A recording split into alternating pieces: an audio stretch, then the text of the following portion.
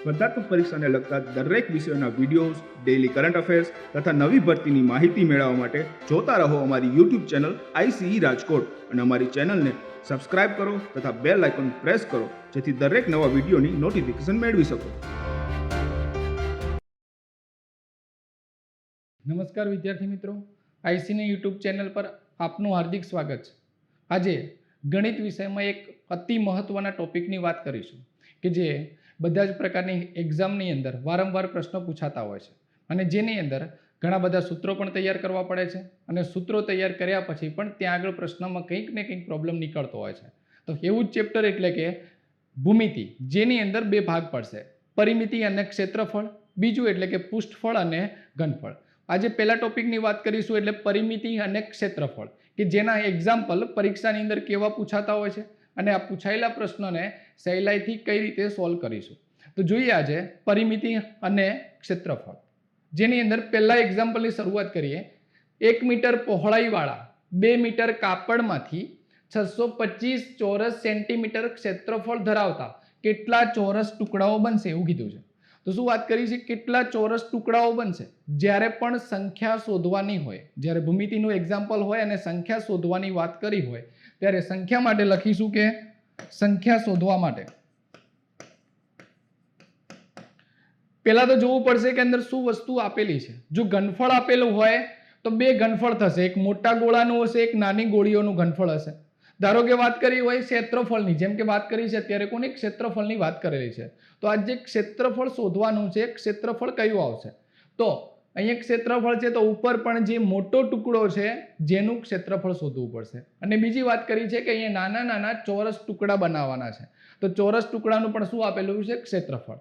તો ક્ષેત્રફળ આપ્યું છે મતલબ નક્કી થઈ જશે કે ઉપર એટલે કે અંશમાં અને છેદમાં બંને જગ્યાએ ક્ષેત્રફળની જ વાત આવશે. તો જોઈ લઈએ આવા એક્ઝામ્પલને કરવા માટે. ઉપર જે મોટી વસ્તુ હોય એની લંબાઈ આપી તો ખાલી લંબાઈ જ લખીશું, તો નીચે પણ ખાલી લંબાઈ જ આપેલી હશે. જો ક્ષેત્રફળ આપ્યું હોય તો ઉપર એટલે કે મોટી વસ્તુનું ક્ષેત્રફળ શોધીશું અને સામે એમાંથી બનાવવાની જે નાની નાની વસ્તુના ક્ષેત્રફળને વડે ભાગી દઈશું તો આપણને આન્સર મળી જશે. જેમ કે અહીંયા પહેલા જ વાત કરેલી છે, એમાં શું લખ્યું છે તો 1 મીટર પહોળાઈ અને 2 મીટર લંબાઈ વાળા એક કાપડમાંથી, તો લંબાઈ અને પહોળાઈ આપી છે, જેનો મતલબ કે અહીંયા લંબચોરસની વાત કરી છે. તો લંબચોરસ જે મળે છે એ લંબચોરસનું ક્ષેત્રફળ આપણને ખબર છે કેટલું મળશે, લંબાઈ ગુણ્યા પહોળાઈ, LB એટલે કે લંબાઈ અને પહોળાઈનો ગુણાકાર કરીશું તો એનું ક્ષેત્રફળ મળી જશે. જ્યારે બીજી વાત કરી છે ચોરસની, પણ ચોરસનું ક્ષેત્રફળ શોધવાની જરૂર નથી, કેમ કે જે અહીંયા વાત કરી છે ક્ષેત્રફળ આપી જ દીધું છે. તો બંનેના ક્ષેત્રફળને અહીંયા કિંમત મૂકી દઈએ. પણ બીજી એક વસ્તુ ખાસ ધ્યાનમાં રાખીશું કે જે અહીંયા લખ્યું છે 625, જેમાં શબ્દ વાપર્યો છે ચોરસ સેન્ટીમીટર, જેનો મતલબ કે એકમ સેન્ટીમીટરમાં હોવો જોઈએ. જ્યારે મોટા ટુકડાની જે વાત કરી છે એમાં મીટરમાં આપેલું છે, અહીંયા પણ મીટર આપ્યું છે, તો મીટરને સેન્ટીમીટરમાં ફેરવવા પડશે. સૂત્ર તો વાપરીશું લંબાઈ ગુણ્યા પહોળાઈ એટલે કે LB, લંબાઈ ગુણ્યા પહોળાઈ જ વાપરીશું. પણ આ લંબાઈ ગુણ્યા પહોળાઈમાં જે મીટરમાં આપ્યું છે એને સેન્ટીમીટરમાં ફેરવીશું. તો જોઈએ 1 મીટર હોય તો 100 સેન્ટીમીટર અને 2 મીટર હોય તો 200 સેન્ટીમીટર. નીચે ક્ષેત્રફળ એમણે શોધીને જ આપી દીધું છે 625, તો 625 નીચે મૂકી દઈશું. હવે છેદ ઉડાડીએ એટલે આન્સર મળી જશે આપણને. 25 ગુણ્યા 25 એટલે 625, તો અહીંયા 25 ચોક 100 થશે. અહીંયા 25 થી છેદ ઉડાડો તો 8 આવશે, જેનો મતલબ 8 ગુણ્યા 4 એટલે 8 ચોક 32 ટુકડા બનશે. તો આન્સર કેટલો આવશે, 32 ટુકડાઓ બનશે. તો જ્યારે પણ સંખ્યા શોધવાની વાત આવે ત્યારે અહીંયા ક્ષેત્રફળની વાત કરી છે તો બંનેના ક્ષેત્રફળ લઈશું.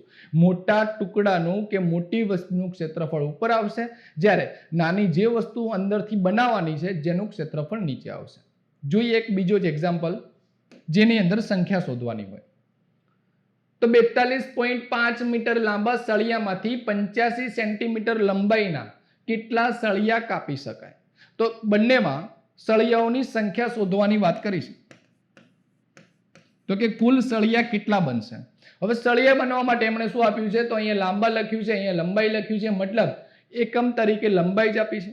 તો લંબાઈ સિવાય એકલી લંબાઈ આપી હોય તો ક્ષેત્રફળ કે બીજી કોઈ વસ્તુની વાત કરેલી નથી, તો અહીંયા લંબાઈ જ લખીશું. ઉપર લખીશું મોટી લંબાઈ એટલે કે જે મોટો સળિયો છે એમાંથી, અને નીચે લખીશું તો કે જે નાના ટુકડા બનાવવાના છે ટુકડાની લંબાઈ લખીશું. તો ઉપર આપી છે 42.5 પણ એ મીટરમાં આપી છે મીટર. જ્યારે નીચે 85 આપ્યા છે એ સેન્ટીમીટરમાં આપ્યા છે. એકમો સરખા નથી તો પહેલા એને સરખા કરવા પડશે. તો મીટરને સેન્ટીમીટરમાં કન્વર્ટ કરીએ તો બનશે 100 વડે ગુણવા પડે અને 100 વડે ગુણવાથી કેટલા બનશે 4250 કેમ કે 1 મીટરના 100 સેન્ટીમીટર થશે એટલા માટે. અને નીચે આવે છે 85 85. જો 85 ને ભાગ ચલાવો તો અહીંયા ખબર પડશે કે 85 ગુણ્યા 5 કરો તો 425 મળે છે. તો આન્સર મળી ગયો 50. તો કેટલા ટુકડાઓ બનશે તો કે 50 ટુકડાઓ એટલે કે 50 સળિયા બનશે. જોઈ શકીએ છીએ 85 ગુણ્યા 5 કરીને 5 ગુણ્યા 5 એટલે 25 નો 5 વધી 2 8 × 40 ને 2 42 તો 425 મળે છે મતલબ 5 થી છેદ ઉડશે. તો જવાબ આવી જાય છે અત્યારે 50.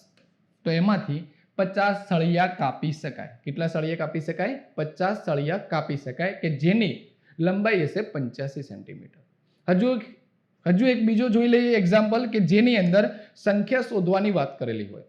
તો અહીંયા વાત કરી છે કે 1 મીટર પન્નાના. હવે પન્નાના એટલે કે પહોળાઈની વાત કરી છે. આ શબ્દ વાપર્યો છે પન્નાના જેનો મતલબ થશે પહોળાઈ. 4 મીટર લાંબા કાપડમાંથી 2500 ચોરસ સેન્ટીમીટર ના કેટલા રૂમાલ બનાવી શકાય. તો હવે રૂમાલ બનાવી શકાય મતલબ રૂમાલની સંખ્યા શોધવાની વાત કરી છે અને સંખ્યા શોધવા માટે જે અહીંયા લખ્યું છે ચોરસ સેન્ટીમીટર જેનો મતલબ થયો કે ક્ષેત્રફળ આપેલું છે. શું આપેલું છે ક્ષેત્રફળ. તો ઉપર પણ ક્ષેત્રફળ શોધવું પડશે. ઉપર જે આપ્યું છે એમાં પહોળાઈ આપી છે અને લંબાઈ આપી છે જેનો મતલબ થશે લંબચોરસની વાત કરેલી છે. તો અહીંયા સંખ્યા આપણને કેટલી મળશે તો સંખ્યા શોધવા માટે બંનેના ક્ષેત્રફળ જોઈએ. નીચે તો આપી દીધું છે 2500 જેમાં કોઈ ફેરફાર કરવાની જરૂર નથી પણ શબ્દ વાપર્યો છે 2500 સેન્ટીમીટર જ્યારે અહીંયા માપ આપ્યા છે મીટરમાં આપેલા છે તો મીટરને સેન્ટીમીટરમાં કન્વર્ટ કરવા પડશે. અને વાત કરી છે લંબચોરસની તો લંબચોરસનું ક્ષેત્રફળ લંબાઈ ગુણ્યા પહોળાઈ જેમાં લંબાઈ આપી છે 1 મીટર એટલે કે 100 સેન્ટીમીટર જ્યારે પહોળાઈ આપેલી છે 4 મીટર જેને લખી શકાય 400 સેન્ટીમીટર. છેદ ઉડાડી દઈશું 0 0 ઉડી જાય છે. 25 ગુણ્યા 4 એટલે 16 તો જવાબ મળશે 4 ગુણ્યા 4 એટલે કે 16 રૂમાલ બની શકે. કેટલા રૂમાલ બનશે 16 રૂમાલ બની શકે. તો અત્યારે જવાબ આવશે 16. જોઈએ એક બીજો એક્ઝામ્પલ. એક લંબચોરસ મેદાનની લંબાઈ અને પહોળાઈનો ગુણોત્તર 3:2 છે. કેટલો છે 3:2. તેની પરિમિતિ 80 મીટર હોય તો તેની પહોળાઈ મીટરમાં કેટલી. તો જોઈ લઈએ પરિમિતિ મીટરમાં આપી છે પહોળાઈ પણ મીટરમાં શોધવાની છે મતલબ કોઈ ફેરફાર કરવાની જરૂર નથી. આન્સર ડાયરેક્ટ મળી જશે આપણને. બીજું વાત કરીએ કે શું આપ્યું છે પરિમિતિ આપી છે કોની તો વાત કરી છે લંબચોરસ. તો લંબચોરસની પરિમિતિ જે આપણને સૂત્ર યાદ હશે લંબચોરસની પરિમિતિ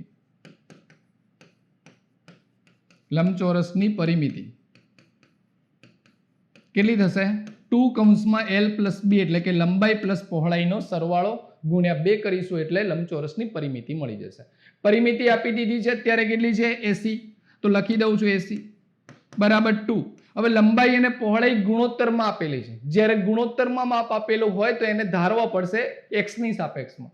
તો અહીંયા લંબાઈ કહી શકાય 3x અને પહોળાઈ કહી શકાય 2x. તો લખી દઈએ અહીંયા 3x અને 2x. સરવાળો થશે 5x જેને 2 વડે ગુણાકાર કરીશું તો બનશે 10x. તો 10x બરાબર 80 છે જેનો મતલબ x બરાબર 8 થશે. x ની કિંમત મળી ગઈ 8. શોધવાની વાત કરી છે અત્યારે પહોળાઈ અને પહોળાઈનો અહીંયા ગુણોત્તર કેટલો છે તો 2 જેટલો જેના ઉપરથી કહી શકાય કે પહોળાઈ કેટલી મળે છે તો 2x જેટલી જેમાં x ની વેલ્યુ આપી છે 8 તો 2 × 8 કેટલા થશે 16. અને મીટરમાં પૂછી છે જવાબ પણ આપણને મીટરમાં મળશે કેમ કે પરિમિતિ મીટરમાં આપેલી છે એટલા માટે. તો મળી જશે 16 મીટર. તો અહીંયા આન્સર મળે છે 16 મીટર બીજા નંબરનો. જોઈએ એક નેક્સ્ટ એક્ઝામ્પલ. જો ત્રિકોણ ABC માં ખૂણો B કાટખૂણો હોય AB બરાબર 12 સેન્ટીમીટર હોય અને ત્રિકોણનું ક્ષેત્રફળ 30 ચોરસ સેન્ટીમીટર હોય તો ત્રિકોણની પરિમિતિ કેટલી થશે. તો ભૂમિતિના એક્ઝામ્પલમાં સૌથી પહેલા જોઈશું કે શોધવાનું શું કીધું છે. તો અહીંયા વાત કરી છે પરિમિતિ. કોની? તો કે ત્રિકોણની પરિમિતિ. ત્રિકોણની પરિમિતિ એટલે શું? ત્રિકોણની ત્રણેય બાજુના માપનો સરવાળો એટલે ત્રિકોણની પરિમિતિ મળશે. તો ત્રિકોણની પરિમિતિ એટલે ત્રણ બાજુના માપ જોઈએ. આપણને કેટલા આપેલા છે? એક જ. કયા? AB આપેલા છે. તો બાકીની બે બાજુઓના માપ આપેલા નથી, જે આપણે શોધવા પડશે અને શોધ્યા પછી પરિમિતિ એટલે ત્રણેયનો સરવાળો થઈ જશે.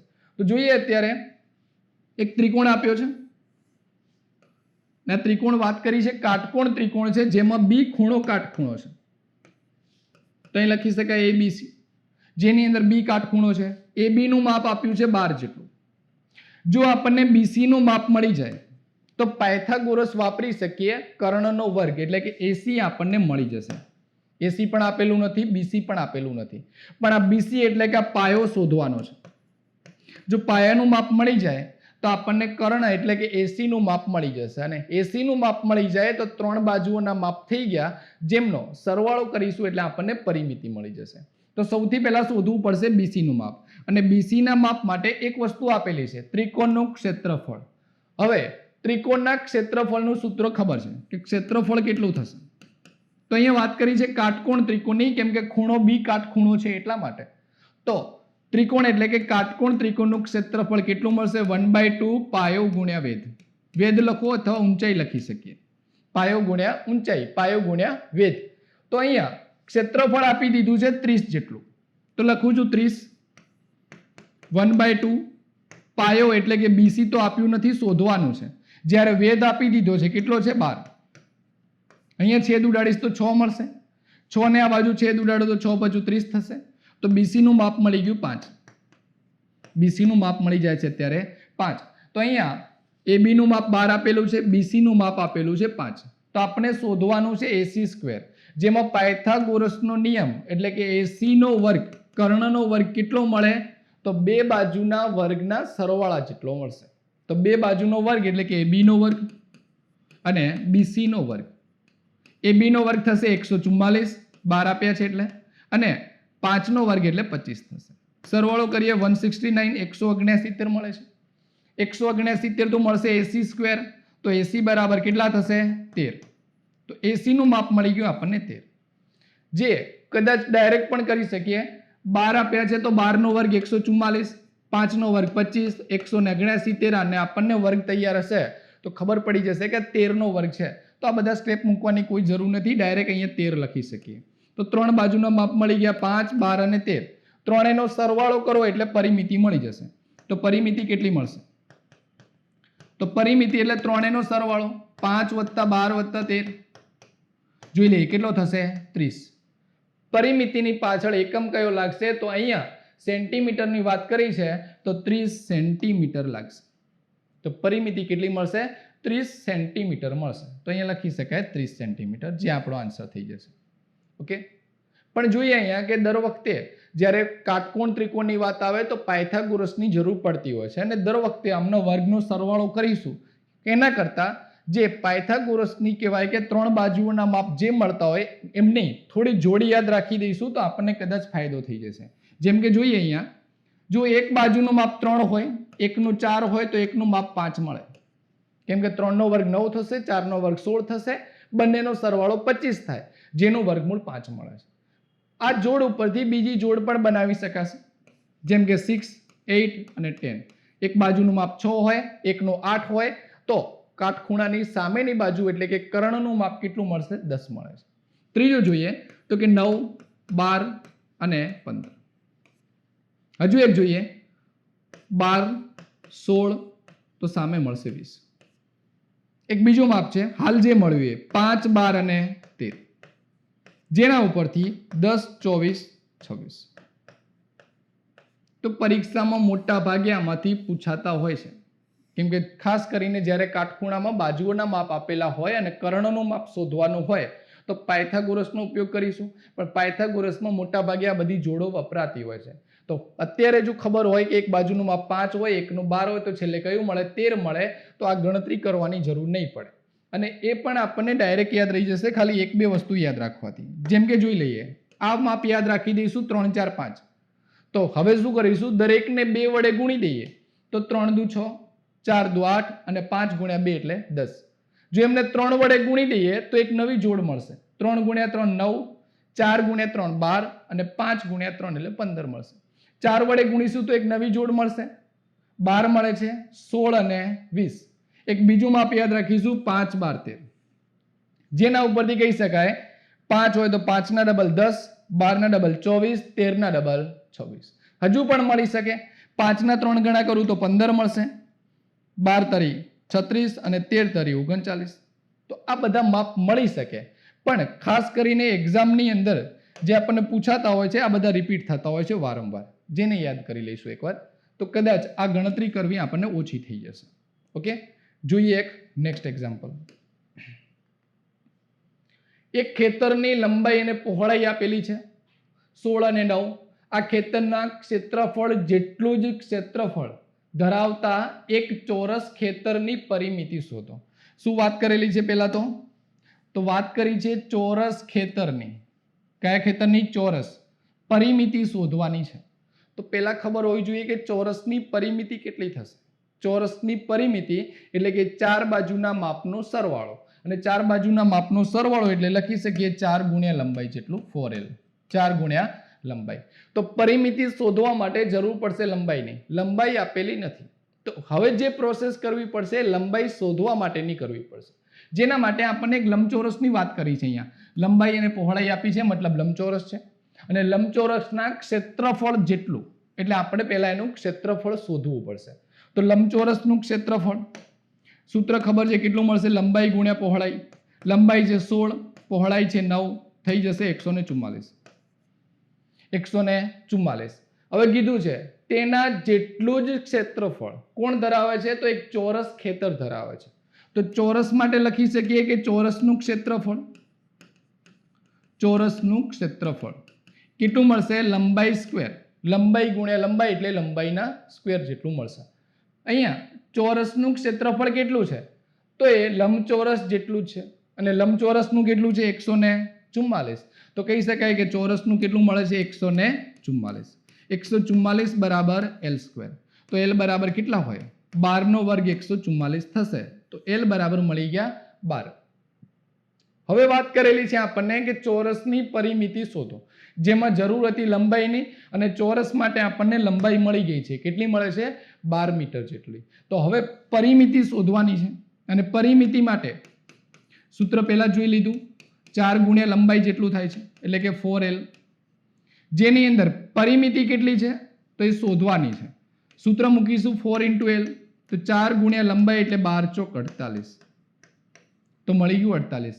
અહીંયા બધે મીટરની વાત કરી છે, તો એકમ આવશે મીટર. 48 મીટર એ ચોરસ ખેતરની પરિમિતિ થઈ જશે, કેમ કે બાજુનું માપ મળે છે 12, જેને 4 વડે ગુણીશું એટલે 12 ચોક 48 એ આપણો આન્સર થઈ જશે. જોઈએ એક નેક્સ્ટ એક્ઝામ્પલ. એક વર્તુળાકાર બગીચાનો વ્યાસ 28 મીટર છે, અને આ બગીચાની ફરતે 7 મીટર પહોળાઈનો એક જોગિંગ ટ્રેક બનાવવાનો છે.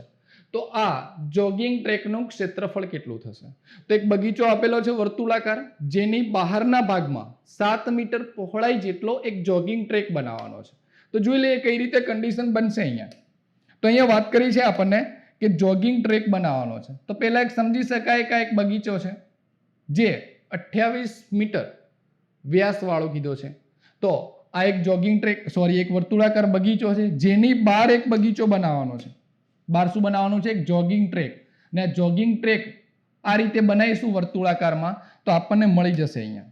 ઓકે, તો અહીંયા વર્તુળાકાર જે બગીચો છે એ બગીચાની ફરતે એક જોગિંગ ટ્રેક બનાવ્યો છે, અને શોધવાની વાત કરી છે ત્યારે કે જોગિંગ ટ્રેકનું ક્ષેત્રફળ શોધો, એટલે આ ક્ષેત્રફળ શોધવાનું છે. આ આપણને ક્ષેત્રફળ શોધવાનું કીધું છે, જેના માટે આપણને આ જે બગીચો છે અંદરનો એ બગીચાનો વ્યાસ આપેલો છે, જેના ઉપરથી આપણને ત્રિજ્યા ખબર પડી શકે. વ્યાસ 28 આપ્યો છે તો ત્રિજ્યા 14 થશે. વ્યાસ 28 આપ્યો છે તો ત્રિજ્યા એના કરતા અડધી મળશે, મતલબ 14 મળશે. અને જે બહારની લંબાઈ છે કેટલી આપી છે? 7 આપી છે, કે 7 મીટર પહોળાઈનો એક જોગિંગ ટ્રેક બનાવવાનો છે. હવે જોગિંગ ટ્રેકનું ક્ષેત્રફળ શોધવું હોય તો શું કરવું પડશે? અહીંયા જે મોટું વર્તુળ મળે છે એ મોટા વર્તુળના ક્ષેત્રફળમાંથી આ નાના વર્તુળનું ક્ષેત્રફળ બાદ કરી દઈશું તો આ બાકીનો ભાગ એટલે કે જોગિંગ ટ્રેકનું ક્ષેત્રફળ મળી જશે. પણ હવે આ જોગિંગ ટ્રેકના ક્ષેત્રફળ માટે બે ક્ષેત્રફળની ખબર હોવી જોઈએ, એક નાના વર્તુળ માટે અને એક મોટા વર્તુળ માટે. તો નાના વર્તુળ માટે ત્રિજ્યા કેટલી મળે છે? 14 જેટલી. જ્યારે મોટા માટે કેટલી મળશે? તો આ 14 તો છે અને બીજા 7 એટલે કે 21 જેટલી મળશે. કેટલી મળશે? 14 ને 7 એટલે 21. તો હવે જોઈ લઈએ એને કે અહીંયા વાત કરી છે બે જોગિંગ ટ્રેક શોધવાનું છે જેની અંદર બે વર્તુળની જરૂર પડી છે. મોટા વર્તુળની ત્રિજ્યા આપણને R1 કે R લખી શકાય, કેપિટલ R લખું છું, કેટલી મળે છે? 21. જ્યારે નાના વર્તુળ માટે R જેટલી ત્રિજ્યા એટલે કે 14 મળે છે. અને આ 14 ક્યાંથી મળ્યા છે? તો 14 મળ્યા છે 28 મીટર વ્યાસ છે જેમાંથી અડધા એટલે કે 14 જેટલી ત્રિજ્યા મળશે. હવે જોગિંગ ટ્રેકનું ક્ષેત્રફળ જે આપણે સમજી ગયા કે કઈ રીતે કરીશું, બંને વર્તુળના ક્ષેત્રફળના તફાવત જેટલું. તો બંને વર્તુળ એટલે પહેલા વર્તુળ માટે લખી શકાય πr² અને બીજા માટે પણ સૂત્ર તો πr², પણ r બદલાય છે, સ્મોલ લઈ લીધો છે એટલે સમજી શકાય મોટા વર્તુળની વાત કરી છે, નાના વર્તુળની વાત કરી છે. તો અહીંયા પાઈ કોમન નીકળે છે તો શું બનશે? r² - r². પાઈ એટલે 22/7, r² એટલે મોટાની ત્રિજ્યા એટલે કે 21² માઇનસ 14². આ બંનેના વર્ગ કર્યા પછી બાદબાકી કરીએ તો પણ ચાલે, અને બાદબાકી જો કરવા નહીં જઈએ તો a² - b² આપણને ખબર હશે, અને a² - b² વાપરીએ તો 22/7, એક વખત માઇનસ એટલે 21 માંથી 14 જાય 7, અને એક વખત પ્લસ એટલે સરવાળો થશે 35. 7 7 કેન્સલ થઈ જશે. 22 × 35 કરીએ તો આન્સર મળી જશે 22 × 35 એટલે 770. 35 દુ 70 એટલે 700 અને ફરીથી 35 દુ 70 એટલે 770 જે આપણને ગુણાકાર મળે છે. એકમ કયો આવશે? તો એકમ જોઈ લઈએ. અહીંયા મીટરની વાત કરેલી છે, ચોરસ મીટર. એકમ આવશે ચોરસ મીટર. તો આન્સર થઈ ગયો અત્યારે આપણો 770 ચોરસ મીટર જે અહીંયા આપ્યો છે.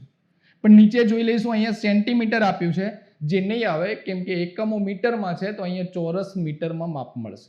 ઓકે, જોઈએ એક નેક્સ્ટ એક્ઝામ્પલ. ત્રિકોણ એબીસીમાં AD બરાબર DB છે. AD બરાબર DB છે. જો DE સમાંતર BC હોય, આ ચિહ્ન સમાંતર માટેનું છે, DE સમાંતર BC હોય અને ત્રિકોણ ABC નું ક્ષેત્રફળ 40 હોય તો ત્રિકોણ ADE નું ક્ષેત્રફળ શોધો. કેટલું થાય? અને GPSC માં પૂછાયેલો છે, જેને આકૃતિની મદદથી સમજીએ તો એકદમ સરળતાથી સમજી શકાશે. જોઈએ કે શું વાત કરેલી છે. એક ત્રિકોણ છે, એક ત્રિકોણની વાત કરેલી છે.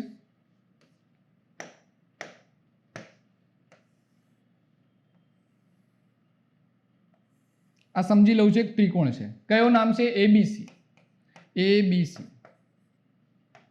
જેની અંદર વાત કરી છે AD બરાબર DB. AD અને DB A અને B ની વચ્ચે આવે છે એટલે કે એક D અહીંયા હશે, જેના ઉપરથી કહી શકાય AD અને BD નું માપ સરખું છે એટલે કે મધ્યમમાં આવેલું છે. પછી વાત કરી છે DE સમાંતર BC. આ BC ને સમાંતર D માંથી નીકળતી એક રેખા હશે, તો અહીંયા લખી શકાય DE. E આ બાજુ હશે, જેના ઉપરથી DE અને BC બંને સમાંતર છે એવું કહી શકાય. આ બંને મધ્ય બિંદુમાં જ મળશે. ત્રિકોણ ADE નું ક્ષેત્રફળ શોધવાનું છે, મતલબ જે આ ઉપરના ભાગનું ક્ષેત્રફળ શોધવાનું છે, અને ટોટલ ક્ષેત્રફળ આખાનું આપેલું છે 40 જેટલું. લોજિકથી સમજી લઈશું આને. ધારો કે હું અહીંયા જોઈન્ટ કરી દઉં છું તો આપણને અહીંયા મધ્ય બિંદુ મળે છે. D અને E કેવા છે? મધ્ય બિંદુ, એટલે કે બંનેની મધ્યમાં આવેલા છે. બંને સમાંતર રેખાઓ છે, તો સમાંતર રેખાઓ હોય અને મધ્ય બિંદુ હોય તો જેને અહીંયા જોડવાથી જે આપણને 4 ત્રિકોણો મળશે. કેટલા મળે છે? 4. 1 2 3 અને 4. અને ચારે ત્રિકોણ કેવા હશે? એક જ જેવડા, એક જ જેટલી સાઈઝ ધરાવતા, એક જ જેટલું ક્ષેત્રફળ ધરાવતા મળશે. તો અહીંયા સમજી શકાય કે 40 આપ્યા હતા જેના 4 ભાગ પડે છે, તો 40 ભાગ્યા 4 કેટલું મળશે? 10. તો જવાબ થઈ ગયો 10. જવાબ મળશે 10. તો ક્ષેત્રફળ 40 હોય તો આ ADE નું ક્ષેત્રફળ એટલે આ ભાગનું ક્ષેત્રફળ કેટલું થશે આપણને? તો 10 જેટલું મળશે. કેમ કે 4 ભાગ પડે છે, 40 ના 4 સરખા ભાગ પાડીશું, દરેકનું માપ 10 જેટલું મળશે. તો આન્સર અત્યારે આવશે 10. આન્સર આવે છે 10 જેટલો પૂછાયેલો છે. જીપીએસસીમાં જો લોજિક ખબર છે તો ડાયરેક્ટ વિચારી શકીએ 40/4 થશે. જોઈએ એક નેક્સ્ટ એક્ઝામ્પલ. એક સમાંતર બાજુ ચતુષ્કોણ ABCD માં BD બરાબર 2 છે તથા ત્રિકોણ BCD ના બધા જ ખૂણા સરખા છે તો સમાંતર બાજુ ચતુષ્કોણનું ક્ષેત્રફળ કેટલું થશે? તો પહેલા તો આવો એક્ઝામ્પલ પૂછ્યો એ સમાંતર બાજુ જેની અંદર BD આપ્યું છે BCD આપ્યું છે તો એ ત્રિકોણ દોર્યા વગર સમજી નહીં શકાય. તો પહેલા ત્રિકોણ દોરી દઈશું. પહેલા વાત કરી છે સમાંતર બાજુની, તો એક ચતુષ્કોણ દોરીશું જેની અંદર એક ત્રિકોણ બનાવવાનો છે. તો સમાંતર બાજુ ચતુષ્કોણ આ રીતે હશે જેની અંદર શું નામ આપ્યા છે ABCD. તો હું લખી દઉં છું ABC અને D. તો સમાંતર બાજુ ચતુષ્કોણ ABCD જેની અંદર એક માપ આપ્યું છે BD બરાબર 2 આપ્યા છે. તો BD એટલે કે આ બંનેનું વિકર્ણ, તો વિકર્ણનું માપ આપ્યું છે 2. ઓકે, હવે વાત કરી છે ત્રિકોણ BCD એટલે આ ત્રિકોણની વાત કરી છે. BCD આ ત્રિકોણની વાત કરી છે અને જેની અંદર કીધું છે કે ત્રિકોણ BCD ના બધા જ ખૂણાઓ સરખા છે. બધા ખૂણાઓ સરખા હોય તો બધી બાજુઓના માપ સરખા મળે. તો આ ખૂણા ઉપરથી સમજી શકાશે કે બધા ખૂણાઓના માપ સરખા છે તો બધી બાજુઓના માપ પણ કેવા હશે? સરખા. આ 2 હોય તો આ પણ 2 મળશે અને આ પણ કેટલો મળશે? 2. તો હવે વાત કરી છે અહીંયા તો તે સમાંતર બાજુ ચતુષ્કોણનું ક્ષેત્રફળ કેટલું થશે? આખા ચતુષ્કોણનું ક્ષેત્રફળ શોધવાનું છે જેમાં આપણને માહિતી આપેલી છે ખાલી ત્રિકોણ માટેની છે. તો હવે એક બીજું સમજી લઈશું કે જ્યારે સમાંતર બાજુ ચતુષ્કોણ હોય ત્યારે આ બંને ત્રિકોણ એટલે કે પહેલા નંબરનો અને બીજા નંબરનો બંનેના ક્ષેત્રફળ સરખા જ હોય, બંનેના ક્ષેત્રફળ સમાન હશે સમાંતર બાજુ ચતુષ્કોણ છે જેના લીધે. તો આ જેટલું માપ મળશે એટલું જ માપ આનું મળશે. તો સમજી ગયા કે સમાંતર બાજુ ચતુષ્કોણ નું ક્ષેત્રફળ શોધવા માટે આ જે ત્રિકોણનું ક્ષેત્રફળ મળે છે જેના ડબલ કરવા પડશે. તો પહેલા તો ત્રિકોણનું ક્ષેત્રફળ જોઈ લઈએ. તો ત્રિકોણ કેવા પ્રકારનો છે? તો બંને 3 બાજુઓના માપ સરખા આપેલા છે. કેટલા આપ્યા છે? 2 જેટલા. તો બધી બાજુઓ સરખી હોય તો સમબાજુ કહી શકાય. તો સમબાજુ ત્રિકોણની વાત કરી છે. તો સમબાજુ ત્રિકોણનું ક્ષેત્રફળ જેનું સૂત્ર ખાસ યાદ કરી લઈશું. √3/4 √3/4 બાજુનો વર્ગ એટલે કે L². √3/4 L². તો અહીંયા બાજુનું માપ આપ્યું છે 2 જેટલું. તો જોઈ લઈએ શું મળશે. √3/4 2 આપ્યા છે 2 નો વર્ગ 4. 4 તો કેન્સલ થઈ જશે તો આન્સર મળી ગયો √3. પણ આ √3 મળ્યું છે શું મળ્યું છે અત્યારે? ત્રિકોણનું ક્ષેત્રફળ. આનું છે √3, આનું પણ √3 હશે. તો આ સમાંતર બાજુ ચતુષ્કોણનું ક્ષેત્રફળ કેટલું થશે? તો સમાંતર બાજુ ચતુષ્કોણનું ક્ષેત્રફળ કેટલું થશે? 2 વડે ગુણી દઈશું એટલે 2√3. એકનું √3 મળે છે બીજાનું પણ √3 મળશે. બંનેનું ટોટલ એટલે કેટલું મળશે? 2√3. તો જવાબ મળી ગયો છે અત્યારે આપણને 2√3 જેટલો. તો આન્સર મળ્યો 2√3 જે અહીંયા આપણને આપેલો છે 2√3. ઓકે, તો અહીંયા સમાંતર બાજુની વાત કરી હતી પણ પૂરો કોન્સેપ્ટ કોના ઉપરથી થઈ ગયો છે? ત્રિકોણ ઉપરથી થઈ ગયો છે. અને ત્રિકોણ પણ કયો? સમબાજુ ત્રિકોણ, જેનું સૂત્ર ખાસ યાદ રાખીશું. ઘણી વખત એક્ઝામમાં સમબાજુના પ્રશ્નો પૂછાતા હોય છે. આ પણ જીપીએસસીમાં પૂછાયેલો એક્ઝામ્પલ છે. જોઈએ અને બીજી રીતે એક લંબચોરસની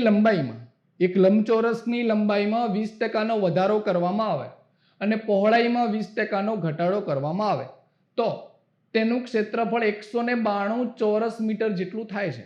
તો મૂળ લંબચોરસનું ક્ષેત્રફળ કેટલું હશે? તો શું કીધું છે કે મૂળનું કંઈક હશે, એની લંબાઈ પણ કંઈક હશે, પહોળાઈ પણ કંઈક હશે અને લંબાઈ અને પહોળાઈના લીધે કંઈક એનું ક્ષેત્રફળ મળતું હશે જે આપણે શોધવાનું છે. પણ જો એમાં લંબાઈમાં વધારો કરીએ 20% અને પહોળાઈમાં 20% ઘટાડો કરવામાં આવે તો 192 જેટલું ક્ષેત્રફળ થઈ જાય છે. તો પહેલા સમજવું પડે કે વધારો અને ઘટાડો થવાથી ક્ષેત્રફળમાં કેટલો ફેરફાર થશે. તો અહીંયા સમજી શકાશે કે જ્યારે આવો વધારો અને ઘટાડાના પ્રશ્ન આવે, ઘણી વખત ટકાવારીમાં આવતા હોય છે, નફાખોટની અંદર પણ આવતા હોય છે અને ભૂમિતિમાં પણ આવે છે. તો વધારો અને ઘટાડો કે બંને વધારા આપ્યા હોય, બંને ઘટાડા આપ્યા હોય, ઓકે, તો કઈ રીતે કરીશું? તો સૂત્ર આ રીતે છે કે a + b પ્લસ AB ભાગ્યા 100. પહેલા તો સૂત્ર સમજી લઈએ. A plus B plus AB ભાગ્યા 100. A અને B કયા? તો વધારો અને ઘટાડો જે આપ્યું હોય, પણ જ્યાં આગળ વધારો થતો હશે ત્યાં પ્લસ હશે. વધારો એટલે વેલ્યુ પ્લસ વાળી હશે અને ઘટાડો હોય તો વેલ્યુ માઇનસ વાળી હશે. ઓકે, તો જેની અંદરથી અહીંયા કિંમત મૂકતા જઈએ તો શું બને છે જોઈ લઈએ. A એટલે શું આપ્યું છે? વધારો થાય છે 20% નો એટલે 20 પ્લસ લખી દઉં છું. ઘટાડો થાય છે એટલા માટે -20 પ્લસ AB એટલે કે બંનેનો ગુણાકાર 20 ગુણ્યા -20 ભાગ્યા 100. 20 તો કેન્સલ થઈ જશે એટલે કે 0 વેલ્યુ થઈ જશે. અહીંયા 0 0 કેન્સલ કરીએ તો શું મળશે? 4. પણ 4 કેવા મળે છે? માઇનસ. અને -4 મળ્યા જેનો મતલબ એવું થાય 4% નો ઘટાડો. કિંમત માઇનસ મળે તો શું કહી શકાય? ઘટાડો કહી શકાય. આ ક્યારની વાત કરી છે? 100% જેટલું ક્ષેત્રફળ હોય તો આ 20% વધારી અને 20% ઘટાડવાથી 4% જેટલો ફેરફાર થશે. તો હવે કેટલું બાકી રહેશે? તો એ 4% નો ઘટાડો થઈ જાય તો મૂળ ક્ષેત્રફળ કરતા 96% બાકી રહેશે. કેટલું બાકી રહેશે? 96%, કેમ કે 4% જેટલો તો ઘટાડો થઈ ગયો છે. તો અહીંયા લખી શકાય કે 96% જેટલો જે ઘટાડો થવાથી 96% ઘટાડો થાય તો ક્ષેત્રફળ કેટલું થઈ જાય છે? 192 તો જ્યારે 100% હશે મૂળ લંબચોરસમાં 100% હશે ત્યારે એનું ક્ષેત્રફળ કેટલું હશે? તો ત્રિરાશિ મૂકી શકીએ. 100 ગુણ્યા 192 ભાગ્યા 96 2 તો કેટલું આવશે? 200. તો એ મૂળ લંબચોરસનું ક્ષેત્રફળ કેટલું હશે? 200 હશે.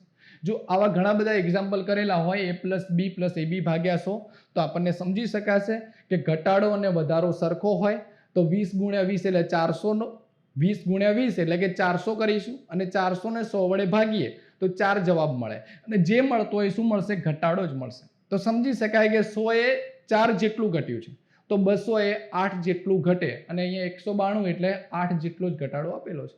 તો અહીંયા કોઈ એક્ઝામ્પલ કર્યા વગર ડાયરેક્ટ પણ સમજી શકાય કે આન્સર 200 આવશે. કેમ કે 100 એ 4 નો ઘટાડો થશે તો 200 એ 8 નો ઘટાડો થશે. તો અહીંયા જોઈ લઈએ કેટલો છે ઘટાડો? 8 નો જ છે. તો મતલબ અહીંયા 200 આપેલો હશે તો જ એવું મળશે. જેની અંદર અહીંયા મીટરમાં આપ્યું છે તો ચોરસ મીટર તો 200 ચોરસ મીટર થશે. જોઈ લઈએ અહીંયા ચોરસ મીટર આપ્યું છે. એકમો બધા ચોરસ સેન્ટીમીટરમાં છે તો અહીંયા એક પણ નહીં એવું લખી શકાય. અથવા તો ચોરસ મીટર આપ્યું હોય તો થઈ શકે. ઓકે, કેમ કે એકમો બદલાશે નહીં. એકમ અહીંયા મીટરમાં લખ્યો છે તો અહીંયા પણ મીટરમાં થવો જોઈએ. મીટરમાં આપ્યો નથી તો જવાબ આવશે 1 પણ નહીં, કેમ કે આન્સર મળે છે 200 ચોરસ મીટર. 200 ચોરસ મીટર. તો ખાસ ધ્યાન રાખવું પડશે કે આન્સર આવ્યા પછી પણ જવાબની અંદર ફેરફાર થઈ શકે એકમના લીધે. જો 200 ચોરસ સેન્ટીમીટર ટીક થઈ જાય છે તો રોંગ ગણાશે, કેમ કે સેન્ટીમીટરમાં નહીં મળે, અહીંયા મીટર છે તો મીટરમાં જ મળશે. જોઈએ એક બીજો એક્ઝામ્પલ. જો ત્રિકોણની બાજુની લંબાઈ 5 સેન્ટીમીટર 7 સેન્ટીમીટર અને 10 સેન્ટીમીટર હોય તો ત્રિકોણનું ક્ષેત્રફળ શોધો. તો ત્રિકોણનું ક્ષેત્રફળ શોધવાનું છે, પણ ત્રિકોણ તો ઘણા બધા પ્રકારના હોય છે. આમાં કયા પ્રકારની વાત કરી છે? કાટકોણ ત્રિકોણ છે, સમબાજુ છે, સમદ્વિ બાજુ છે, સમદ્વિ બાજુ કાટકોણ છે કે વિષમ બાજુ છે. તો અહીંયા જોઈ શકાય કે ત્રણેય બાજુના માપ અલગ અલગ આપ્યા છે, જેનો મતલબ વિષમ બાજુ થશે. એક પણ બાજુ સરખી નથી. બે સરખી હોય તો સમદ્વિ બાજુ થશે. કાટખૂણાની વાત કરી હોય તો કાટકોણ ત્રિકોણ થશે. પણ અહીંયા ત્રણ બાજુના માપ અલગ અલગ આપ્યા છે, મતલબ વિષમ બાજુ ત્રિકોણની વાત કરી છે. વિષમ બાજુ ત્રિકોણ. અને વિષમ બાજુ ત્રિકોણ માટે હેરોનનું સૂત્ર છે. ક્ષેત્રફળ શોધવા માટે હેરોનનું સૂત્ર છે. નામ છે હેરોનનું સૂત્ર. અને સૂત્ર છે કંઈક એવું, વર્ગમૂળની અંદર s s minus a s minus b અને s માઇનસ c. તો a b અને c તો શું આપ્યા છે? બાજુઓના માપ. ધારો કે આને a કહું છું, આને b કહી દઉં ને આને c. તો abc તો મળી ગયો, પણ અહીંયા એક બીજો શબ્દ આવે છે s. તો s નો મતલબ શું થશે? તો s બરાબર a plus b plus c એટલે કે ત્રણેયનો સરવાળો એટલે કે પરિમિતિ. પરિમિતિ ભાગ્યા 2 મતલબ અર્ધ પરિમિતિની વાત કરી છે. s એટલે શું બનશે? અર્ધ પરિમિતિ. તો s નો મતલબ થશે અર્ધ પરિમિતિ. આ અર્ધ પરિમિતિ પહેલા શોધવી પડશે કે કેટલી મળે છે. તો s બરાબર a plus b plus c ભાગ્યા 2 થશે. તો a કેટલા આપ્યા છે? 5. એ આપ્યા છે 5, બી આપ્યા છે 7 અને સી આપેલા છે 10 ભાગ્યા 2, તો આ મળી જશે આપણને એસ. તો એસ કેટલો મળે છે અત્યારે? એસ મળશે. અને આ એસ નું માપ કેટલું મળે છે? તો ત્રણેયનો સરવાળો ભાગ્યા 2. સરવાળો કેટલો થાય છે? 5 ને 7 12, 12 ને 10 22 ભાગ્યા 2 એટલે 11 જેટલું મળે છે. તો અહીંયાથી આપણને ખબર પડી ગઈ કે એસ મળે છે 11. 3 નો સરવાળો ભાગ્યા 2 એટલે મળી ગયો છે 11 જેટલો. તો અહીંયા કિંમત મૂકી દઈએ તો વર્ગમૂળની અંદર 11, 11 માઇનસ 5, 11 માઇનસ 7 અને 11 માઇનસ 10. બધા સ્ટેપ લખીશું અત્યારે સમજવા માટે. તે એક્ઝામમાં સ્ટેપ જેમ બને એમ ઓછા કરીશું. તો જોઈ લઈશું અહીંયા 11 રહેશે, 11 માંથી 5 જાય તો 6, 7 જાય તો 4 અને 10 જાય તો 1. 1 ની તો કોઈ જરૂર નથી, 1 નું વર્ગમૂળ 1 નીકળશે, જેની કોઈ જરૂર નથી, ગુણાકારમાં છે એટલા માટે. 4 નું વર્ગમૂળ અહીંયા નીકળી શકે. કેટલું નીકળે છે? 2. તો વર્ગમૂળમાં શું બાકી રહેશે? 11 અને 6 ગુણાકાર કરીશું તો 11 ગુણ્યા 6 એટલે 66. તો જવાબ મળી ગયો 2√66 એટલે કે 2 વર્ગમૂળમાં 66 એ આપણો આન્સર થઈ જશે, જે અહીં આપેલો છે 2 વર્ગમૂળમાં 66 જે આપણો આન્સર થશે. તો જ્યારે વિષમ બાજુ ત્રિકોણનું ક્ષેત્રફળ પૂછ્યું હોય તો આ રીતે કરીશું s, s minus a, s minus b અને s માઇનસ c, જેના ઉપરથી ગણી શકાશે. જોઈએ એક નેક્સ્ટ એક્ઝામ્પલ. એક ગાયને એક ખૂંટાથી દોરડા વડે બાંધી છે. દોરડાની લંબાઈ 7 મીટર છે. જો તે ખૂંટાની ફરતે એક આંટો મારે તો વાસ્તવમાં કેટલું ક્ષેત્રફળ આંતરે? વાત કરી છે ક્ષેત્રફળની, પણ કઈ વાત કરી નથી કે ચોરસ છે, લંબચોરસ છે, ત્રિકોણાકાર છે, વર્તુળ છે કે કોઈ વાત કરેલી નથી. પણ જે અહીંયા લખ્યું છે જેના ઉપરથી સમજવું પડશે કે અહીંયા શાની વાત થાય છે. કીધું છે કે ગાય એક ખૂંટાથી બાંધેલી છે. સમજી શકાય કે આ ખૂંટાથી બાંધેલી છે, આ દોરડાથી બાંધેલી હશે, જે દોરડાની લંબાઈ આપી છે 7 મીટર છે. જો ગાય ચક્કર મારશે તો કઈ રીતે ફરશે? આ રીતે ફરશે, અને આ રીતે ફરશે તો બની જશે વર્તુળ. માટે અહીંયા વાત કરી છે વર્તુળની. જ્યારે 7 મીટર દોરડાની લંબાઈ આપી એ શું થઈ જશે? ત્રિજ્યા થઈ જશે. શું બની જશે? ત્રિજ્યા. તો ખબર પડી ગઈ કે r બરાબર જ્યારે 7 હોય ત્યારે વર્તુળનું ક્ષેત્રફળ શોધવાનું છે. અને વર્તુળનું ક્ષેત્રફળ સૂત્ર છે πr². પાઈ એટલે 22 ભાગ્યા 7, r² એટલે 7 ગુણ્યા 7. 1 7 ઉડી જશે, 22 ગુણ્યા 7 કરીએ કેટલા મળશે? 154. 7 નું 14 નું 4 વધી 1, 7 નું 14 ને 15 તો 154. એકમ ખાસ જોઈ લઈશું, અહીંયા મીટરમાં આપ્યું છે તો એકમ બનશે ચોરસ મીટર. ક્ષેત્રફળ હોય એટલે ચોરસ મીટર અથવા તો મીટર સ્ક્વેર પણ લખી શકાય. તો અહીંયા મળી ગયો આન્સર 154. તો 154 ચોરસ મીટરની વાત કરી છે. જોઈએ તો પરિમિતિ અને ક્ષેત્રફળ ના ઘણા બધા એક્ઝામ્પલ જોયા અને ખાસ કરીને બધા ટોપિક કવર કરવાનો ટ્રાય કર્યો છે. હવે પછીના લેક્ચરની અંદર ભૂમિતિનો જ ભાગ એટલે કે પૃષ્ઠફળ અને ઘનફળની વાત કરીશું. તો ફરીથી મળીશું એક નવા વિડીયો સાથે અને એક નવા ટોપિક સાથે. ઓકે, ત્યાં સુધી થેન્ક યુ.